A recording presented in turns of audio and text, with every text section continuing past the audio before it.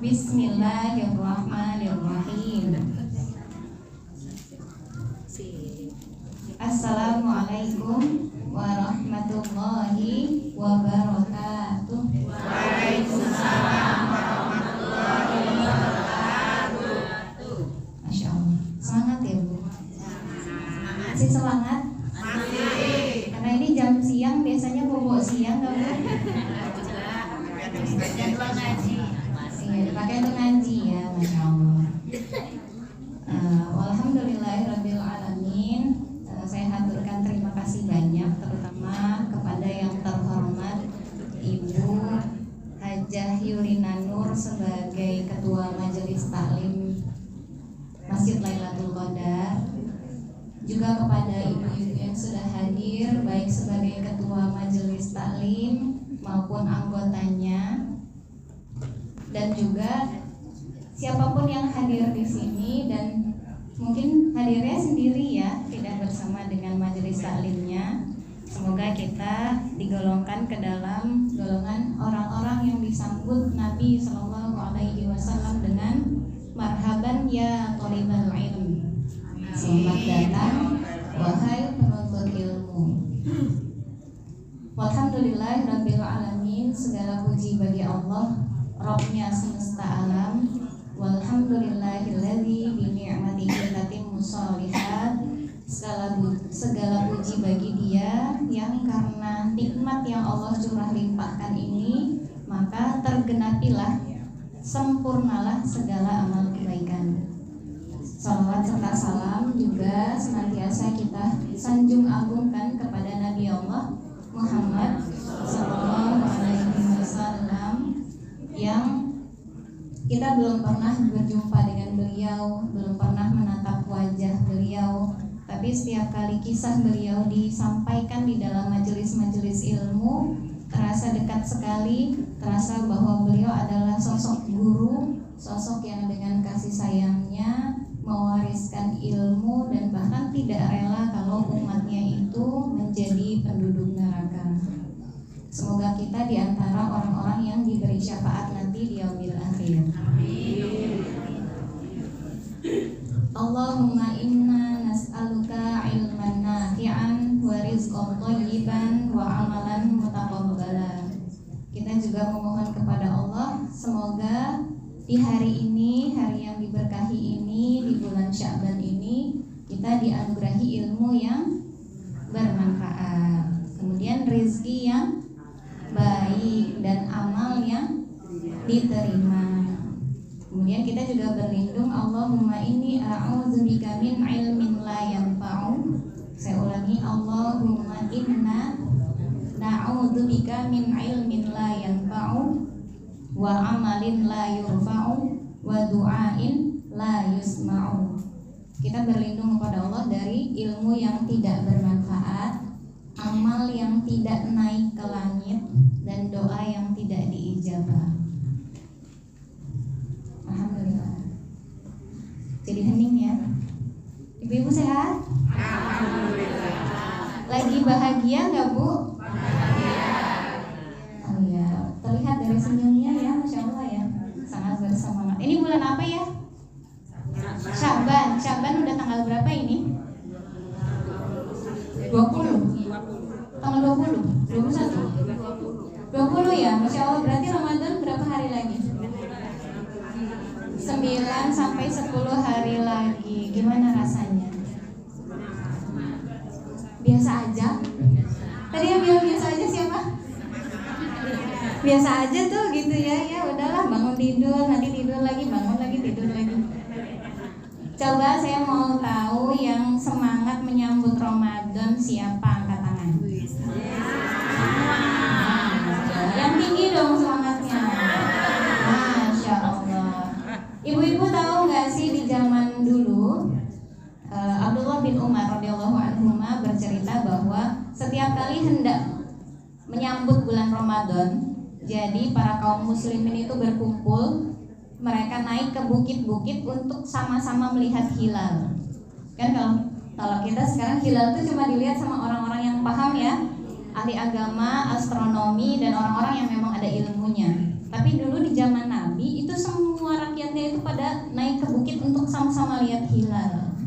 Dan bahkan di beberapa kisah kaum muslimin setelahnya di zaman dinasti Bani Umayyah kalau tidak salah, semoga saya tidak salah sebut, itu bahkan kalau misalkan sudah terlihat nih hilal besok berarti 1 Ramadan, malam itu di bukit-bukit, di tiang-tiang, di menara-menara semua dipasang lampu-lampu. Jadi gemerlap. Kalau misalnya kita malam menyambut Ramadan, dari jauh orang yang safar tahu oh besok ini Ramadan karena lampu itu menerangi seluruh kota gitu. Bahkan di Turki Utsmani itu ditembakkan meriam itu 40 sampai 50 meriam. Kalau kita sekarang mungkin kayak kembang api ya. Nah, dentuman kan kalau kenapa Bu? Ya. Jadi seru banget. Ini 40 loh. Jadi cudem gitu ya. Dari bambu ya Bu ya kalau di kampung. Kalau di kampung dari bambu. Jadi menunjukkan bahwa memang bukan hanya kita, tapi generasi jauh sebelum kita pun kaum muslimin itu menyambut Ramadan tuh dengan gegap gempita. Bahkan mereka itu menamakan malam menuju 1 Ramadan itu sebagai Yaumul Jamal. Jadi hari yang indah. Bahkan di kalimat yang lain disebutkan hari yang sangat dinanti, hari yang sangat dirindu. Jadi semua orang itu saling merayakan karena 1 Ramadan itu udah ditunggu-tunggu selama 11 bulan sebelumnya. Gitu. Nah, sekarang pertanyaannya, 1 Ramadan di hati kita seperti apa, Bu? Sangat senang sekali. Sangat senang sekali.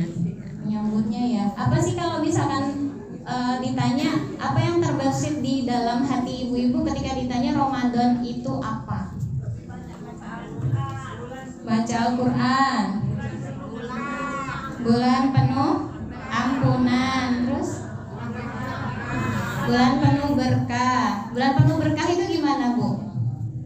Ada yang tahu nggak berkah itu apa sih? Kita sering ya dengar berkah itu apa sih? Sehat. Apa lagi? Banyak rezeki. Berarti kalau rezekinya sedikit nggak berkah. Kalau lagi sakit nggak berkah. Apa Bu?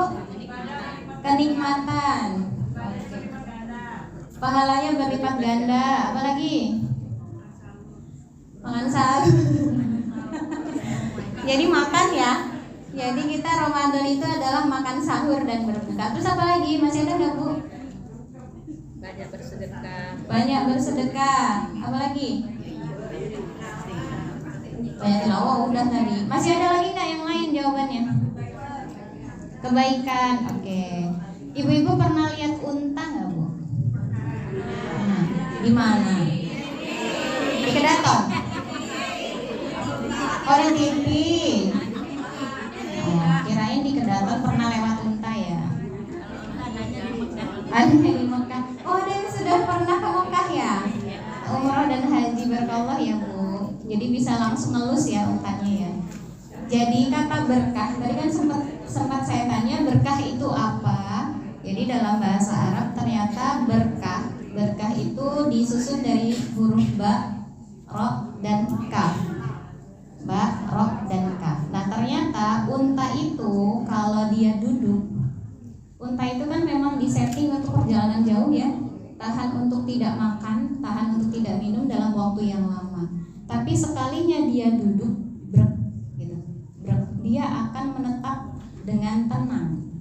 Jadi barokah itu satu akar kata dengan posisi duduknya unta. Jadi kan barokah juga. Jadi inti dari keberkahan yang kita harapkan itu adalah seandainya ada kebaikan yang kita dapatkan, kebaikan itu tetap ada di situ, tidak pergi kemana-mana, tidak berkurang, apalagi hilang. Bahkan pada perkataan ulama yang lain, berkah itu adalah ziyadatul khair, bertambahnya kebaikan. Kita pengen kebaikannya ada, tidak berkurang, tidak pergi, bertambah-tambah pula. Jadi kalau misalkan kita bahagia bersama dengan keluarga, kita berharap kebahagiaannya bertambah lagi. Kita ketika masih di majelis terus senang ketemu dengan sahabat-sahabat solih dan solihah, kita berharap ini juga bertambah lagi kebaikannya dan sebagainya. Dan bahkan kita berharap ketika kita pulang nanti, kebaikannya itu bisa kita bawa pulang untuk orang-orang yang ada di rumah. Itu arti dari keberkahan. Nah, di antaranya ternyata Ramadan adalah syahrul mubarakah. Jadi 11 bulan kita udah capek. Capek gak sih Bu? Hidup capek gak Bu? Pernah sakit hati gak? Pernah dikecewakan? Dijulitin orang? Ditipu? Kehilangan pernah? Bahkan menangis sampai berdarah-darah itu sesek banget. Pernah ya? Oh, pernah? Pernah ya? Itu cuma di sinetron ya? Tapi kan intinya hidup itu capek banget. Dan ada banyak sekali kebahagiaan kita yang kayaknya dicabut gitu selama 11 bulan itu. Nah, maka Ramadan itu datang itu untuk menghibur kita semua. Ramadan datang itu kayak sebuah kolam segar yang kalau kita habis lari, kita pengen banget nyebur dan habis itu kita segar lagi. Gitu.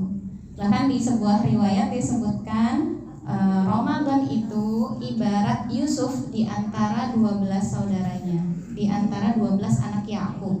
Jadi Nabi Yakub punya anak 12. Di antara 12 itu yang paling istimewa siapa? Nabi Yusuf. Maka Ramadan itu ibarat Yusuf di antara 12 anaknya Yakub. Ramadan itu adalah yang paling istimewa di antara 12 bulan yang lainnya. Masya Allah ya. Jadi tambah semangat gak Bu menyambut Ramadan? Coba suaranya lagi dong. Masya Allah, biar gak ngantuk ya Bu. Oke, tadi Masya Allah sudah dibacakan oleh qori kita bahwa Ramadan itu perintahnya ya ayyuhalladzina amanu. Amanu itu apa Bu? Apanya yang beriman?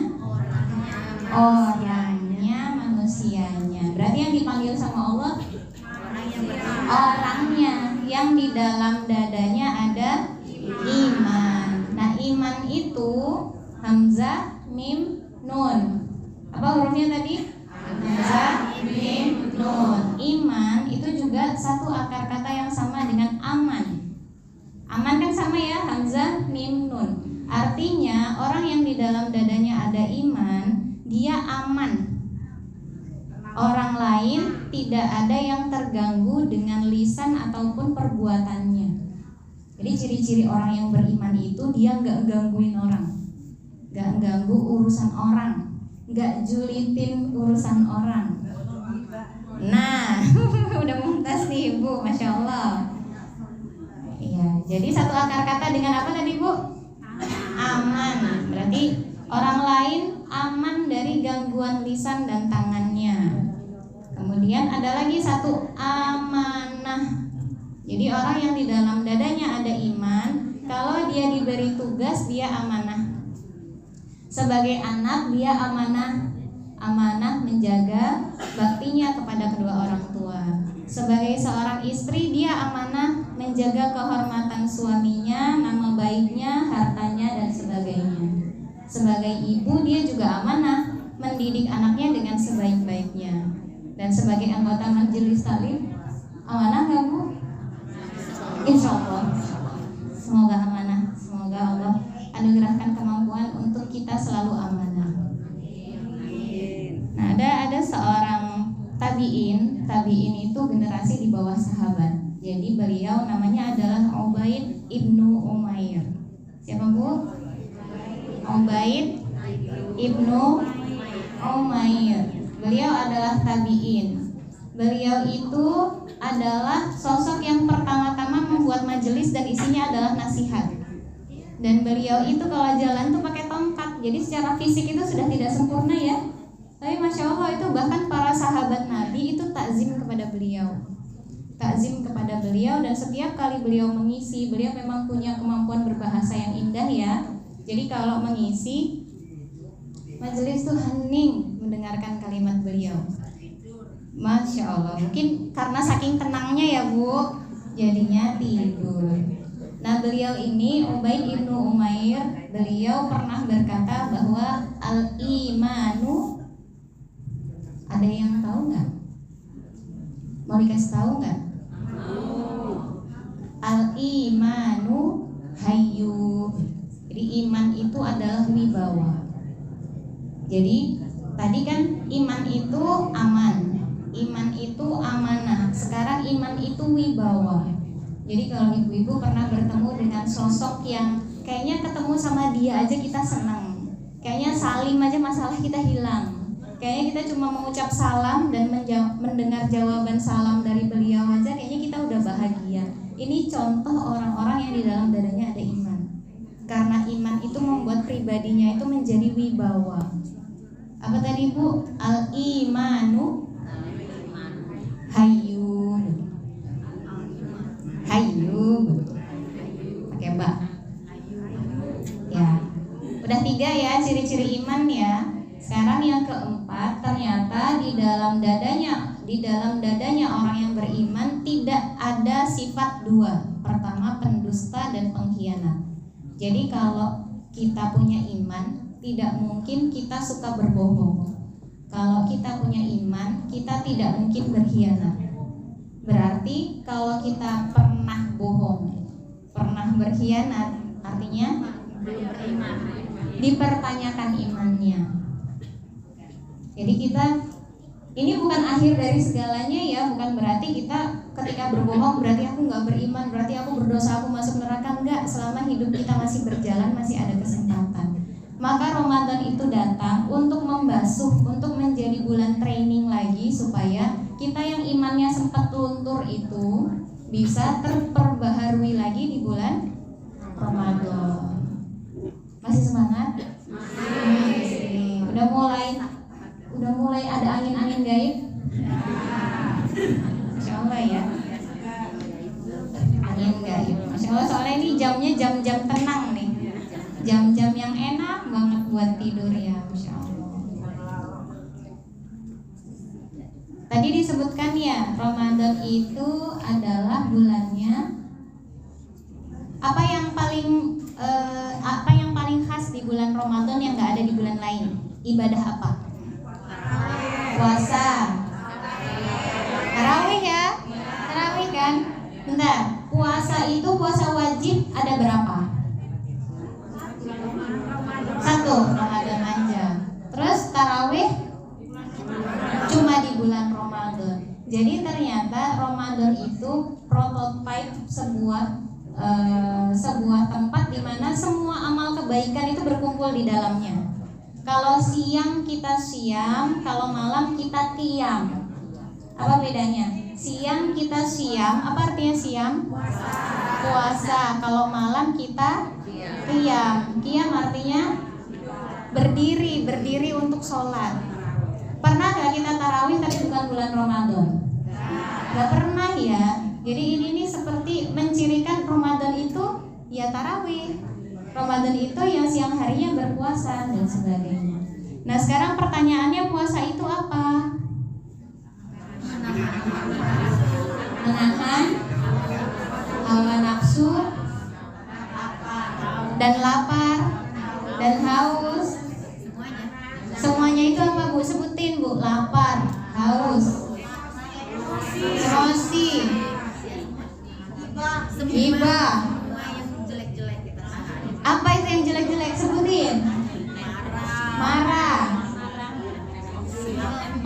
emosi. Udah tadi emosi. Bohong. Kan kita beriman, kita nggak bohong. Terus apa lagi? Berantem ya Bu. Berantem sama siapa Bu? Sama suaminya Bu? Coba saya tanya, Ibu jawab dengan jujur. Ibu belanja itu nafsu bukan? Setuju ya? Coba nanti saya lihat HP-nya, Shopee-nya, keranjangnya penuh apa enggak? Saya lihat tasnya ada struk belanjaan apa enggak? Beneran ada. Ada struk parkir? Parkir iya, parkir di mana? Di mall. Kan? Jadi ya, oke deh. Tadi Tadi rame-rame jawab belanja itu nafsu apa bukan? Itu tahu ya? Ya, jadi ini ada fun fact, kalau bahasa anak sekarang tuh fun fact. Jadi sebuah fakta menarik nih. Ternyata Indonesia itu setiap kali bulan Ramadan angka belanjanya itu sampai hitungan triliun. Kalau misalkan dibandingkan, kan negara Islam gak cuma Indonesia ya, ada negara Arab juga, ada negara Afrika Utara. Afrika Utara itu termasuk Mesir, Maroko, dan yang lain-lainnya itu. Itu kalau mereka digabungkan belanjanya selama bulan Ramadan itu masih kalah sama belanjanya bulan Ramadan di Indonesia. Nah sekarang gini, kalau belanjanya untuk anak yatim boleh nggak? Boleh. Belanjanya untuk dibagikan kepada fakir miskin boleh nggak? Boleh. Kepada kaum duafa misalnya? Boleh. Pertanyaannya, belanjanya untuk siapa? Ya, coba saya tanya, siapa kalau yang bulan Ramadan di mejanya makanan penuh?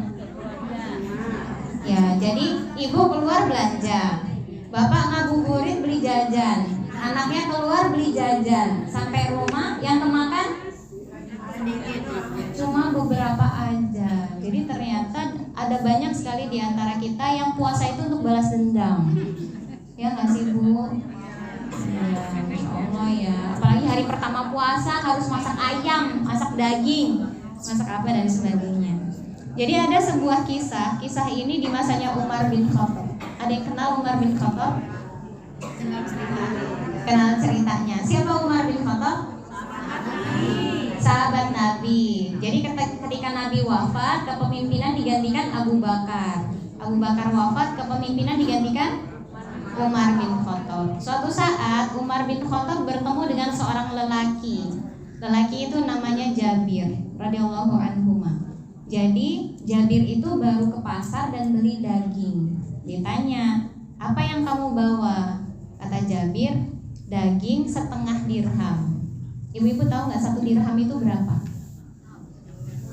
1 dirham itu 1 gram perak ya kalau nggak salah ya. Dan itu kalau dikonversi ke Indonesia itu kira-kira 70.000 rupiah 1 dirham.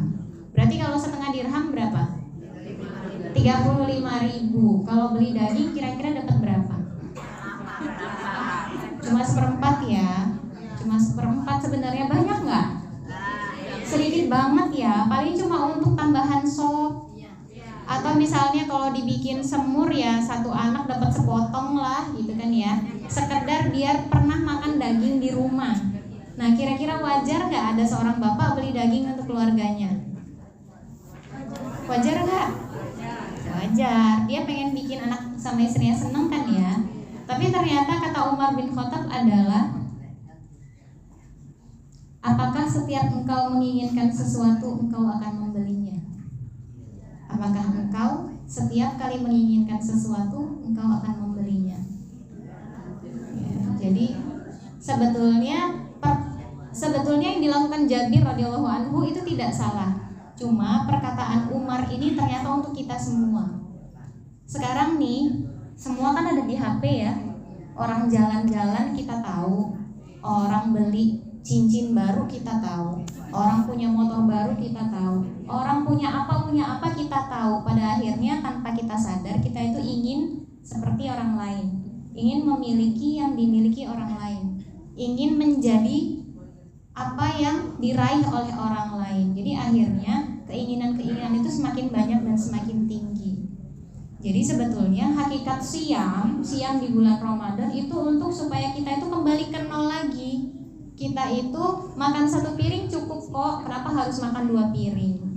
Minum 1 gelas cukup kok, kenapa harus bergelas-gelas ditambah dengan es teh, es manis, es teler dan segala sesuatunya itu? Baju yang lebaran kemarin masih bagus, masih bisa dipakai kok, kenapa harus beli baju lebaran setiap tahun dan sebagainya? Jadi pesan Umar bin Khattab radhiyallahu anhu di sini adalah punya rasa cukup, punya kadar, punya kendali atas keinginan diri. Jadi ingin sama butuh itu beda. Kalau butuh belilah, tapi kalau tidak butuh hanya sekedar ingin maka pikir-pikir dulu. Di antara nasihat Ustadz Rizky Banjari adalah kalau ada barang di rumah kita udah 1 tahun nggak dipakai, artinya itu sudah tidak ada manfaatnya. Jadi dikeluarkan boleh dikasihkan ke orang lain atau dilowak atau diapakan. Yang penting itu tidak ada di dalam rumah kita, karena itu nanti dihisap. Coba ibu-ibu di dalam lemari baju ada berapa? Yang dipakai 1 hari berapa? Cuma 2. Nah, yang dipakai itu aja, tapi koleksinya banyak ya. Nah, ini udah saatnya nih menuju bulan Ramadan. Nanti aku disidak lagi nih. Gitu. Akhirnya dikeluarkanlah itu baju-baju yang lama sudah tidak dipakai. Nah, itu hakikat siam. Kalau puasa kita sudah diajari dari kecil tentang puasa, makan dan minum. Tapi bagaimana dengan puasa belajar? Itu ya. Nah, sekarang qiyam. Apa itu qiyam? Pakai Q, pakai qaf, qiyam. Qiyamul lail, berdiri di malam hari. Sholat. Ada di antara nasihat dari Syekh Nova Maulana LC MAG, beliau adalah guru kita semua. Beliau pernah menasihatkan kepada kita bahwa orang yang paling banyak meminta kepada Allah, yang paling banyak keinginannya dan disampaikan kepada Allah, itu tanda-tandanya adalah dia lebih banyak bersujud. Tapi ada saat dimana kita ingin menjadi hamba yang bersyukur. Hamba yang bersyukur itu kitanya menghamba, bukan sekedar meminta. Kalau banyak sujud semua orang bisa, tapi banyak berdiri tidak semua orang bisa. Jadi menjadi sebaik-baik hamba itu bilang terima kasih sama Allah itu dengan lebih banyak berdiri. Nah, caranya ibu-ibu boleh sholatnya lebih banyak atau bacaannya lebih panjang. Jadi kalau biasanya kita tarawih misalnya bacanya dengan Qul huwallahu ahad, trikul. Jadi tarawihnya misalnya 8 rakaat, itu semuanya kulhu. Jadi cepet nggak Bu? Cepet. Terus kita capek nggak? Enggak. Tapi coba deh rasakan ya. Coba 1 malam aja ibu-ibu berdiri lebih lama. Misalnya nih 1 rakaat bacanya itu Al-Hakumut Takatsur, ditambah Al-Asr, ditambah Al-Muzammil. Wailul likulli humazah. Ini 1 rakaat nih, bacanya 3 surat. Nanti rakaat yang kedua baca lagi Al-Fil, terus Quraisy, habis itu Al-Ma'un. Ini 3 surat. Nanti rakaat berikutnya tambah lagi, itu boleh. Bahkan sambil baca Quran pun boleh, tapi hanya untuk sholat sunnah. Jadi kalau sholat sunnah baca Quran sambil berdiri, sambil sholat itu boleh. Gitu. Jadi kalau tadi ada yang bilang di Ramadan adalah bulannya Al-Quran, itu betul sekali. Dan sebaik-baik bacaan Al-Quran kita adalah ketika sholat. Gitu. Kan tadi siapa tahu belum hafal ya. Siapa tahu hafalannya itu cuma trikul aja misalnya. Terus pengen ya Allah sekali-kali aku pengen sholat tapi bacaannya bukan kulhu. Baca, pegang Al-Qurannya, itu boleh. Tapi Al-Qurannya jangan taruh di lantai ya.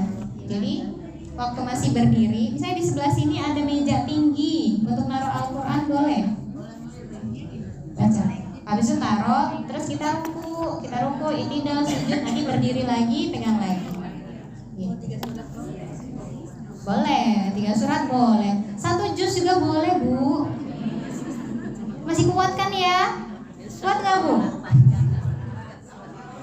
Sekuatnya aja. Jadi gini, kita kan nggak membandingkan diri kita dengan orang lain ya. Ada nih anak-anak muda yang kalau sekali qiyamul lail dia 5 juz. Kan terus kita, ya Allah lutut nggak sanggup gitu. Gak usah banyak-banyak 5 juz, gak usah banyak-banyak 1 juz. Lebih banyak dari bacaan kita yang biasa. Lebih banyak aja. Misalnya jadi 2 surat gitu. 2 surat tapi pendek gitu. Cobain aja dalam 1 malam. Rasanya beda. Nanti kalau udah cobain nanti WA saya ya Bu, gimana rasanya. Nanti kita cerita-cerita. Nah jadi apa itu qiyam? Qiyam itu adalah menunjukkan penghambaan terbaik, menunjukkan kalau kita itu menuju Ya Allah, aku tuh nggak sekedar sholat aja, tapi benar-benar sholat dengan sholat terbaik. Aku nggak sekedar puasa aja, tapi juga puasa dengan puasa yang terbaik. Nah, sekarang ibadah apa lagi nih di bulan Ramadan selain siangnya siam, malamnya qiyam? Apalagi? Banyak tadarusan. Apalagi Bu, tilawah. Tilawah tadarus sama enggak? Sama ya. One day one juz. Nah, satu hari sanggup Bu 1 juz? Sanggup? Boleh nggak kalau tahun ini ditambah? Jadi 1 juz 2 halaman. Boleh nggak Bu? Boleh. Kalau sanggup nanti ditambah lagi jadi 1 juz 3 halaman. Boleh nggak? Nanti WA saya ya. Rasanya gimana setelah ternyata bisa gitu. Jadi kita tuh pengen Ramadan tuh benar-benar mempersembahkan amalan terbaik. Mau tilawahnya bareng-bareng, mau sendirian, mau di rumah, mau di masjid, itu silahkan. Tapi kita bilang sama Allah, ya Allah mampukan kami untuk mempersembahkan ibadah terbaik. Nah, selain tilawah apalagi? Sedekah. Coba saya tanya, sedekah terbaik itu yang seperti apa?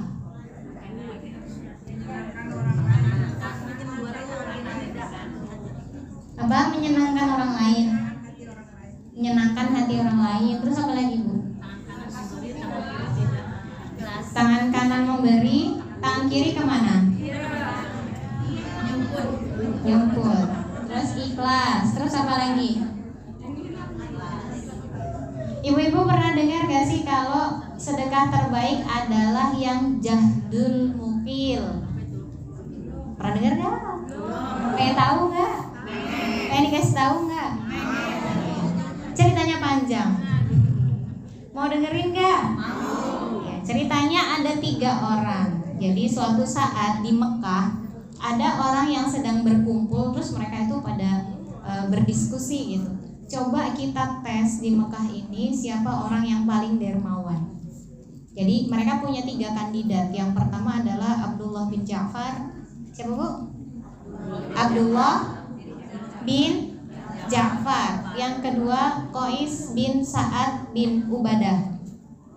Qais bin Sa'ad bin Ubadah. Terus yang ketiga namanya Airobah al-Ausi.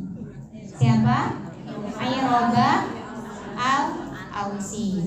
Nah, yang pertama, jadi mereka itu berkumpul. Kita cek nih siapa yang paling dermawan dari mereka bertiga.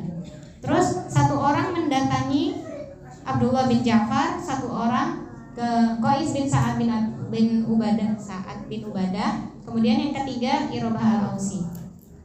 Masing-masing itu mendatangi. Terus pertama yang Abdullah bin Ja'far itu, jadi seseorang itu di antara mereka bilang, aku adalah seorang Ibnu Sabil dan aku kehabisan bekal. Jadi di jalan nih ketemu sama Abdullah bin Ja'far, bilang aku Ibnu Sabil dan aku gak punya apa-apa nih. Itu posisi Abdullah bin Ja'far lagi naik kendaraan. Itu Abdullah bin Ja'far tuh langsung turun. Ini kendaraan bawa. Kendaraan itu kalau sekarang setara mobil ya. Kita lagi naik mobil nih. Kita turun, mobilnya suruh bawa sama dia. Terus Abdullah bin Ja'far bilang itu ada tas isinya 1000 dinar. Ibu-ibu tahu nggak 1000 dinar itu berapa? Sekarang emas 1 gram itu berapa? 1,5 juta kan ya? 1 dinar itu kira-kira 4,25 gram emas. Berarti 1 dinar itu berapa juta? 5 juta lah ya. Taruhlah 5 juta. Dia punya 1000 dinar, berarti 5 miliar. Itu di kantongnya ada 5 miliar, bawa sama kamu, katanya itu gitu. Terus di situ ada pedang, karena kamu Ibnu Sabil, kamu pasti butuh senjata.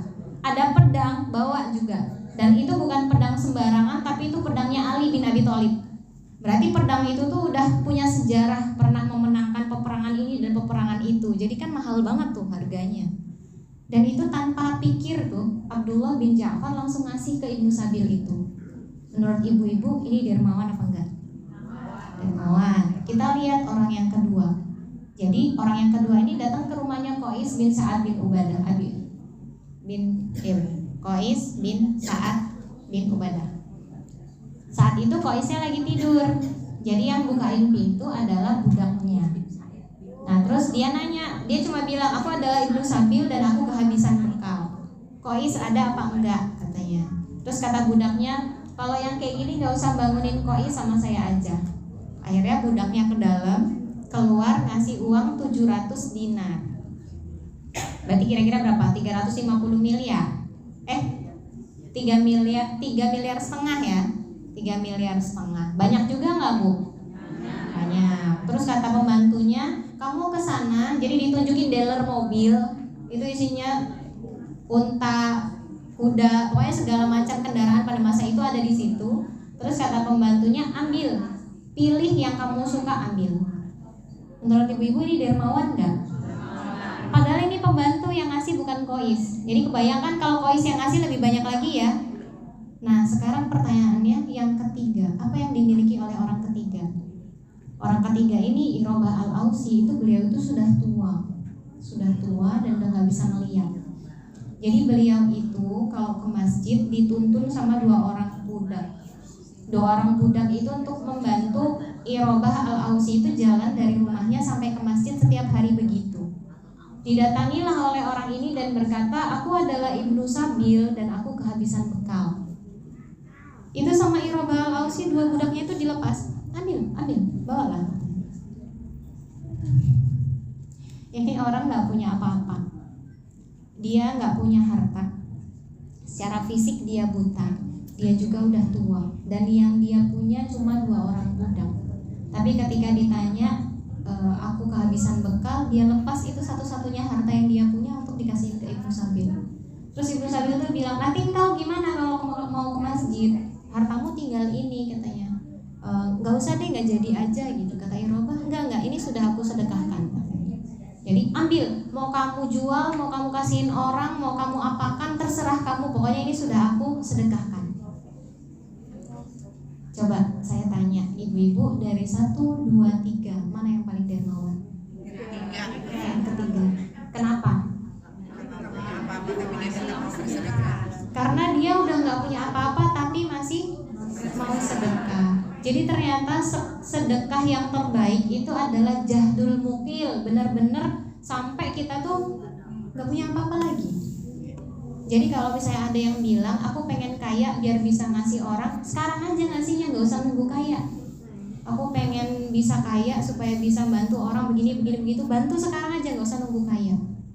Karena Irobah Al-Ausi mengajarkan pada kita, beliau pun gak punya apa-apa tapi dikasihin tuh yang sisa-sisa apa yang beliau miliki. Gimana Bu? Masya Allah ya. Jadi ternyata untuk memasuki bulan Ramadan kita sepertinya butuh kesiapan. Siap untuk puasa sebaik-baik puasa, siap untuk qiyam sebaik-baik qiyam, siap untuk membaca Al-Quran dengan bacaan sebaik-baiknya, siap untuk sedekah juga dengan sedekah yang sebaik-baiknya. Nah pertanyaannya adalah, misal bayangkan nih kita itu udah puasa dengan sebaik-baik puasa, terus ibadah dengan sebaik-baik ibadah, kira-kira kita masuk surga apa enggak? Nggak tahu. Nah pengennya masuk apa enggak? Yang pengen masuk surga angkat tangan. Ini yang nggak angkat tangan nggak pengen masuk surga? Yang tinggi. Oh malu-malu nih ibu-ibunya. Pengen ya? Oh enggak, saya balik pertanyaannya. Yang nggak pengen masuk surga angkat tangan. Yang tadi nggak angkat tangan, angkat tangan. Nggak ada ya. Jadi pengennya angkat tangan atau nggak angkat tangannya? Nah, angkat tangan untuk masuk surga. Sekarang pertanyaannya, mau nggak kalau di surganya sendirian? Nggak mau ya. Iya. Coba sebutin siapa yang pengen ditemenin. Ibu-ibu nanti di surga pengennya ditemenin sama siapa? Sebutin. Suami, anak,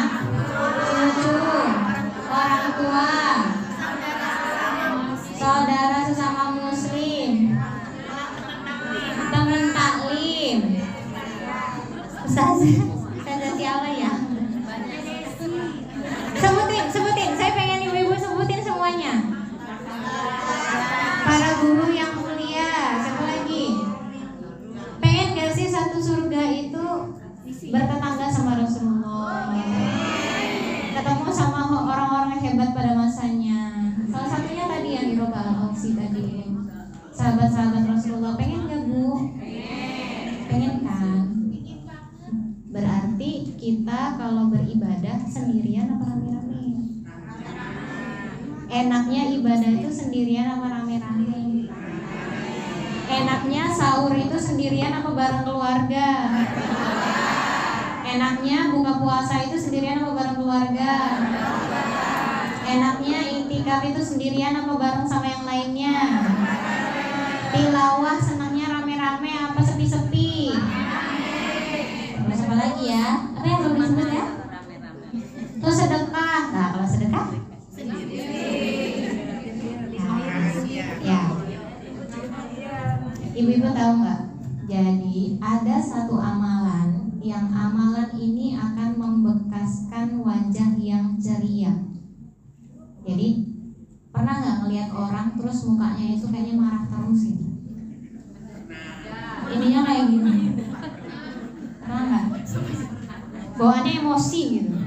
Pernah nggak? Sebel nggak liatnya? Sebel. Terus kalau ketemu sama yang murah senyum, yang ngomongnya enak, senang nggak? Lebih senang yang kecut apa yang manis? Yang kecut yang pertama apa yang kedua? Yang kecut Bu. Ya. Kan yang kedua tadi kan yang manis, yang murah senyum. Nah ternyata ada resepnya biar wajah kita itu manis. Apa tuh? Kasih tahu nggak nih? Kasih tahu, wani biro. Ya, jadi kata Utsman bin Affan radhiyallahu anhu, milikilah amalan rahasia karena amalan rahasia itu membekaskan bahagia di wajah. Amalan rahasianya terserah apa, boleh bantu orang diam-diam, sholat diam-diam, baca Quran diam-diam, mendoakan kebaikan untuk orang lain diam-diam, sedekah diam-diam, apalagi? Semua diam-diam. Jadi pas gak ada orang gitu, kita sholat 1 juz gitu, bacanya itu 1 juz sambil jadi orang-orang yang selalu mengamalkan amalan rahasia itu tampak di wajahnya ceria, bahagia, manis gitu. Nah jadi nanti kalau ketemu sama temannya yang manis, kamu punya amalan rahasia ya, bisa jadi. Tapi jangan dipaksa apa sih, nanti kalau dia kasih tahu nggak jadi rahasia lagi.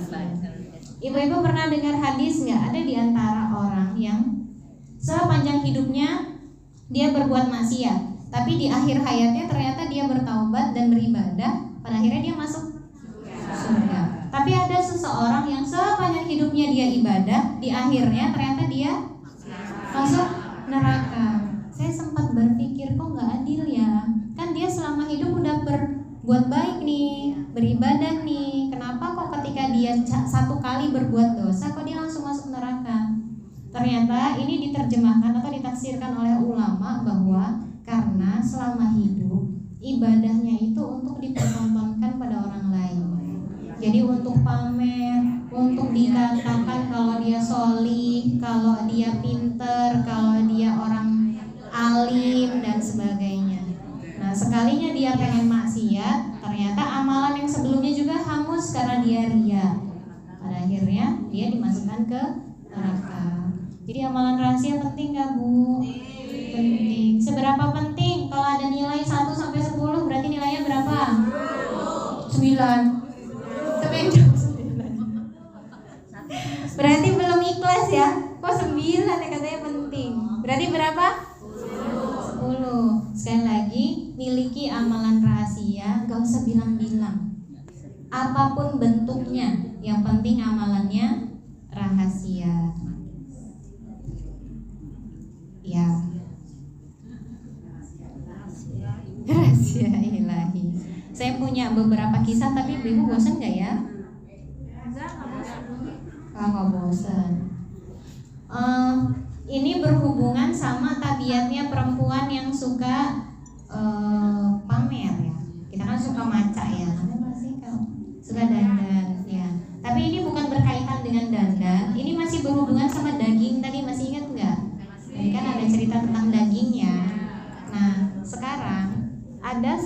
seseorang yang berjumpa dengan Abdullah bin Abbas radhiyallahu anhu. Jadi ceritanya dia mau memasuki bulan Ramadan dan dia mau belanja. Coba saya tanya ibu-ibu, sering belanja bulanan nggak? Sering. Belanja bulanannya berapa waktu sekali? Sebulan sekali.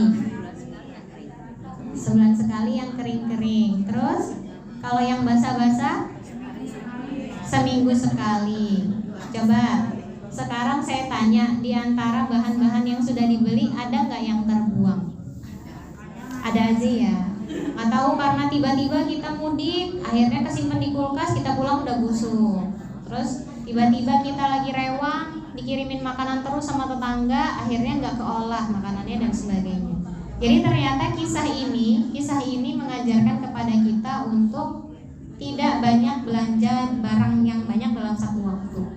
Jadi Abdullah bin Abbas itu bertemu dengan seorang lelaki. Lelaki ini ceritanya baru beli daging 30 dinar. Kalau tadi setengah dinar ya, bukan dinar, dirham. Setengah dirham kan 35.000. Sekarang dia beli daging itu 30 dirham. Terus dia bilang, ini daging untuk keluargaku selama bulan Ramadan. Wajar nggak? Wajar, karena kan dia pengennya ngasih makan yang terbaik untuk keluarganya. Tapi ternyata Abdullah bin Abbas itu nanya, apakah kamu akan meletakkannya di Sukur Roja? Ibu-ibu pernah lihat ini nggak, tempat makan di hotel? Dia mejanya tinggi, ada kaki-kakinya. Jadi di orang Persia dulu tuh suka kalau punya makanan ditaruh di tempat itu. Jadi kayak mau ngasih tahu kalau aku punya makanan dan ditaruhnya di tempat yang mewah. Dan ternyata itu perkara yang dibenci sama Rasulullah. Jadi Rasulullah membenci perkara berlebih-lebihan dalam makanan, apalagi bermewah-mewah dalam makanan. Jadi akhirnya Abdullah bin Abbas itu merekomendasikan atau memberi saran kepada orang ini, bisa nggak kalau kamu belinya 1 dirham aja 1 hari? Coba sekarang saya tanya, beli 30 dirham untuk sebulan sama nggak sama beli 1 dirham dalam 1 hari? Kalau matematikanya kan sama ya, tapi ternyata beda. Jadi kalau kita nih ke tukang daging, mang beli 30 dirham, itu kan langsung dibungkusin banyak ya. Kelihatan tuh sama tetangga, dia mah makannya daging, belanjanya mah banyak gitu. Jadi kalau misalnya tetangga sebelah nih beli, mang mau beli 1 dirham aja, jadi kan jomplang ya. Tapi kalau dia belinya setiap hari, beli 1 dirham, ternyata itu tuh menjaga perasaan saudara kita juga, menjaga perasaan tetangga. Udah mah dia susah nabungnya untuk beli 1 dirham, tetangga kita malah beli langsung 30 dirham. Itu tuh salah satu caranya. Dan terus kan makanan itu ada batas busuknya ya. Kita juga menjaga biar dia nggak mubazir. Kalau belinya 1 dirham setiap hari pasti diolah. Tapi kalau belinya 30 dirham untuk 1 bulan, ada aja tuh saatnya kita males, kita lagi nggak selera, kita lagi kepengen yang lain dan sebagainya. Jadi ternyata untuk perkara makan kita juga dianjurkan oleh Rasulullah untuk menyederhanakan masalah makan dan menyederhanakan masalah belanja. Udah deh, tadi sebetulnya waktu dari ibu dikasih waktunya jam 3 lewat. Sekarang masih jam 3 kurang. Kira-kira mau diapain waktu kita, Bu? Mau kemana kita, mau dilanjut lagi?